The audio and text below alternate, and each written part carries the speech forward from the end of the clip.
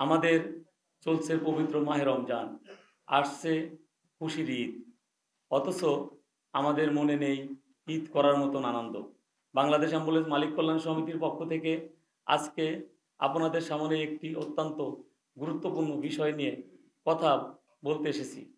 এর আগে 2023 সালের 25শে জুলাই আমাদের সমস্যা সমাধানে অ্যাম্বুলেন্স নীতিমালা প্রণয়নের দাবিতে বাংলাদেশ অ্যাম্বুলেন্স মালিক কল্যাণ সমিতি ধর্মঘটের ডাক দিয়েছিল। সে সময় তৎকালীন বিআরটির চেয়ারম্যান মহোদয় এবং ঊর্ধ্বতন পুলিশ কর্মকর্তাদের আশ্বাসে ধর্মঘট প্রত্যাহার করি। তখন তারা বলেছিল দ্রুত নীতিমালা প্রণয়ন করা হবে এবং সড়কে অ্যাম্বুলেন্স চলাচল সমস্যা হবে না। পুলিশের পক্ষ থেকে মৌখিকভাবে এমন সিদ্ধান্ত গ্রহণ করা হয়। ফলস্বরূপ ধর্মঘট প্রত্যাহার করে বাংলাদেশ অ্যাম্বুলেন্স মালিক কল্যাণ সমিতি।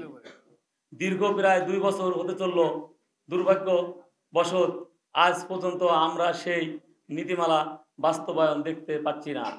অ্যাম্বুলেন্স চালাতে গিয়ে পথে পথে ভোগান্তির সম্মুখীন হচ্ছি আমরা। 2024 সালের 24শে ডিসেম্বর বিআরটি কর্তৃক একটি খসড়া অ্যাম্বুলেন্স নীতিমালা সচিবালয়ে পাঠানো হলেও তা এখনো আলোর মুখ দেখেনি। সেই নীতিমালা সচিবালয়ে লাল ফিতার দৌরাত্মে বন্দী হয়ে আছে। এর ফলে দেশের বিভিন্ন প্রান্তে অ্যাম্বুলেন্স চলাচলে আমরা বিভিন্ন ধরনের সমস্যার সম্মুখীন হচ্ছি। সবচেয়ে বড় সমস্যা হচ্ছে বর্তমান বাংলাদেশ সড়ক আইন ট্রাফিক পুলিশের মামলা। প্রতিদিন নানান অজুহাতে 10-20 হাজার টাকার মোটা অঙ্কের মামলা দেওয়া হচ্ছে, যা আমাদের জন্য একেবারেই অস্বাভাবিক এবং বিপজ্জনক। আয় না থাকলেও ধার দেনা করে মামলা টাকা পরিশোধ করতে হচ্ছে, যা আমাদের সার্বিক সেবা প্রদানে কঠিন করে তুলছে। অযৌক্তিক এমন হয়রানি বন্ধ হলে অ্যাম্বুলেন্স সেবা খরচ কমে আসবে, যাতে রোগী পরিবহন আরও সহজ হবে। এমতো অবস্থায় আমরা বাংলাদেশ অ্যাম্বুলেন্স মালিক কল্যাণ সমিতির পক্ষ থেকে দ্রুত সময়ের মধ্যে অ্যাম্বুলেন্স নীতিমালা প্রণয়নের জন্য যথাযথ কর্তৃপক্ষের কাছে জোর দাবি জানাচ্ছি।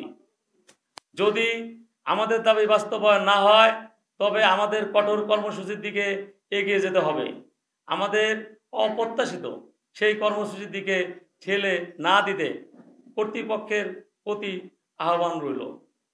আমাদের কর্মসূচি নীতিমালার দাবিতে 6 এপ্রিল 2025 তারিখে সারা দেশব্যাপী সুশৃঙ্খল অ্যাম্বুলেন্স র্যালি ও পথসভা। 12 এপ্রিল 2025 ভোর 6টা থেকে দাবি আদায় না হওয়া পর্যন্ত একযোগে সারা বাংলাদেশে অনির্দিষ্টকালের জন্য ধর্মঘট পালন করব। আমাদের প্রত্যাশা সংশ্লিষ্ট কর্তৃপক্ষের দ্রুত পদক্ষেপ গ্রহণ করবে এবং আমাদের ন্যায্য দাবি মেনে নেবে। চুরিহাটটা বিভিন্ন দুর্যোগে আমি দেখেছি আমাদের সাধারণ সম্পাদক বাদল মাতবার সরাসরি নেতৃত্বে অনেক জায়গায় আগুন লেগেছে, বিভিন্ন দুর্যোগে আমরা কাজগুলো করেছি। সেইভাবে আমরা সবাই একত্রিত হতে পারি না বিধায় আমাদের সেই কাজের ফসল কিন্তু ঘরে উঠতে অনেক সময় লেগে যাচ্ছে। এখনো সময় আছে। সকল মালিক চালকদেরকে বলবো যে আপনারা এক কাতারে আসুন, একযোগে আমরা কাজ করি, কাঁধে কাঁধ মিলিয়ে কাজ করি, তাহলেই আমাদের সফলতা আসবে ইনশাল্লাহ।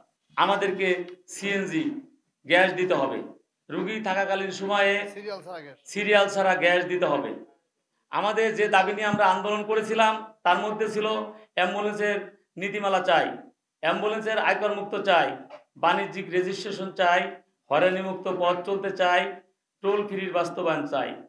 আমার সেক্রেটারি সাহেব বলেছেন টোল ফ্রি হয়েছে রুগীর ক্ষেত্রে, কয় লাশের জন্য তো টোল ফ্রি করে নেই। লাশ আর রুগী আমরা কি জাতি ভাগ করে ফেলেছি। একটা লাশ নিয়ে যদি ঘাটে ঘন্টার পর ঘন্টা গরমের ভিতরে অপেক্ষা করতে হয়, সে লাশ দিয়ে দুর্গন্ধ বের হয়ে যায়। সেটা আমাদের অ্যাম্বুলেন্স যারা চালায় তারাই ভালো বলতে পারে, অথচ যারা টোল নেয় তারা জানে না।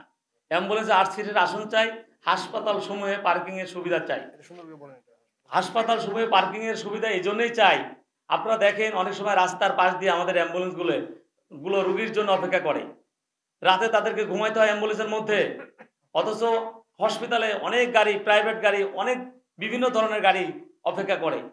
প্রয়োজন ছিল অ্যাম্বুলেন্সের অপেক্ষা করা, সেখানে তারা না করতে পেরে তারা থাকে রাস্তায়, অন্য অন্য গাড়িরা থাকে হসপিটালের ভিতরে।